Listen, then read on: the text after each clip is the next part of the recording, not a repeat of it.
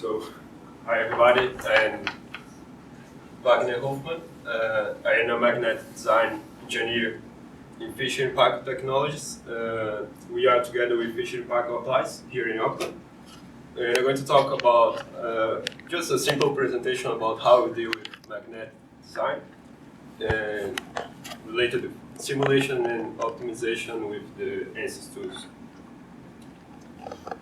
About our team, our Moto team, we have at least six engineers using ANSYS 2. This tool we are using nowadays, that Maxwell 2D, OpsLink, Workbench, and BitSig Grill. So, but most of the part of the time we're using Maxwell because we are a Moto team. So we have magnetic designers that have focus on new motors, electric motor concepts and research. So we have people work in our portfolio because our portfolio is made mostly of BLDC motors. So it was made with ANSYS tools, but we are still looking for performance and cost improvement. But at the same time, we have people that are looking for new solutions in the magnetic field, looking for new motors topology, new materials application, and optimization. And together with us, we have mechanical engineers that guarantee our motor structure and acoustic performance, taking care of the prototypings and integration with the application and other stuff. They usually most part of the time Workbench and BitSig Grill, and the magnetics designer using Maxwell 2D and 3D, and now OpsLink. What about our motors? We have a range of BLDC motors that cover in a lot of operation points and applications. So we have high torque, high speed. So it's a whole new challenge for us because every time you do a new motor, you face a new challenge. So nowadays you have most of them in the appliance sector. And when you talk about appliance sector, you probably talk about low noise. When you translate it to motor, it's about you need to have a low torque ripple recording. So we have here a AC fan motor. We have a dishwash pumper. We have laundry motors that are belt driven and direct drive. And what's the problem too? It's not only about performance. A new requirement is you have to have a new level of control about your trade-off between performance and cost. So it's a must nowadays because the competition is getting more and more difficult. And because of this, we need to have a fast response to the market, and you have to achieve the right product value while you are developing it. So what you need for this to achieve this is a high accuracy simulation and fast computation time.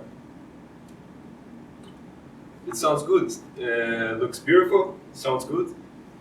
We have our current portfolio motors developed in Maxwell 2D and 3D. We have our user-defined primitives, we have all the models. It's pretty automatic to generate them. But looking at our DD motor that's used in the laundry industry appliance, we only looking at lamination, we have at least 17 design parameters to change to achieve a better optimum performance. So look at quite difficult challenge we have to achieve the best trade-off between cost and performance at the lowest noise. And how is deal with it? Normally the classical approach of not only our approach, but normally the industry are dealing with this is when you talk about motor, you see that the nature of the problem is multi-objective. So, but the design process is quite manual to the whole industry. You start with idea of the motor that's good to your application. Then you have a pre-designed insights with some analytical rules that you find in books. We do some parametric-free FEA analysis. Then you extract your results. Then you couple it with your spreadsheet to try to optimize. But look, you made it for one one case. What about if you need to try to do design of motors through a lot of industry and applications? How are you going to deal with it?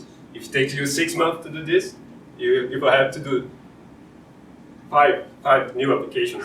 You're going to be 30 months. You're going to hire more engineers. Yeah, it's quite difficult. So, and then the other approach you have after doing this, you do prototype, you calibrate your results, and do it again until you feel that you are safe enough to go with your project. So, but now it doesn't fit anymore in our industry. We need accuracy in simulation. You need to be faster. You need to get the real value of our development while we're doing it, not after. So, I think to Jonathan that he talked about OptiZeng before me, so he already gave an introduction about this, a really good introduction. So we add to our design flow in Maxo OptiZeng this year, and to summarize it, the good thing about OptiZeng for us, you don't need to optimize running the simulation over and over again, because OptiZeng generates a meta model, and you optimize in your meta model now, not in your simulation. So it's much more faster. And additionally, it's faster. So you can try a lot of custom functions, a lot of objectives until you get, so you can extract the best information from your model in Maxo by your meta model in OptiZeng. So how is it in the reality? You make the integration, then you make sensitive analysis. Jonathan made the introduction about the scientific behind all of these blocks. And basically, for us, we take our models, we generate a Maxo simulation, we create a meta model, then we are ready to just optimize. So before, if you try to optimize in your simulation model, it's going to take for you at least 1 day, and now you're going to optimize in 10 minutes. So look, you spend 1 day optimizing, then your results are wrong. Because the slides were beautiful, but in the industry, when you try, you're going to see in your first try, it's not going to be correct. So you need to be faster and faster. So 1 day to 10 minutes is a huge improvement for us. So the results look like this. This is a real case for our new model. After generating the meta model, you just apply your optimizer in it, and you can change what parameters you are considering input. You can extract your response, then you create new variables, constraints, objectives, then you have your trade-off that we are looking for. So you have, for example, torque, trade-off between torque and cost, and all of these solutions are feasible. So look, just pick one of these, and you can even go further. You can just do, I will pick this model, one of these design here, and use it as a start design. Then I'm going to run a nonlinear optimization over it, and even extract more cost reduction. And it's going to be feasible yet, but only with 2 softwares. So it's a quite new thing for us, I think for everybody. But we already can consider that now, for example, in our new model, we can try a lot of slot pool combinations and compare now a lot of optimizer options, not only one option.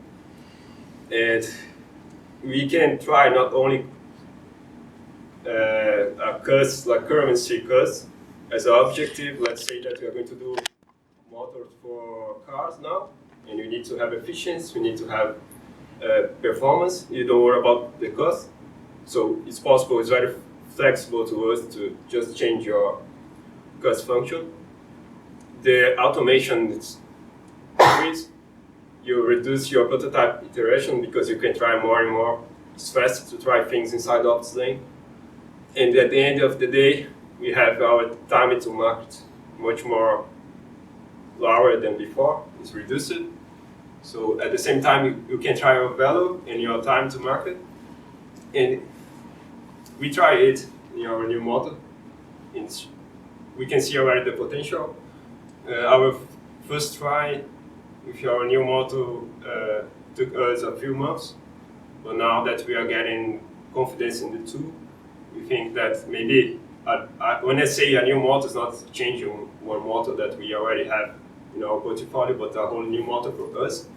So not about months to develop a new model, but not only weeks, but maybe in days.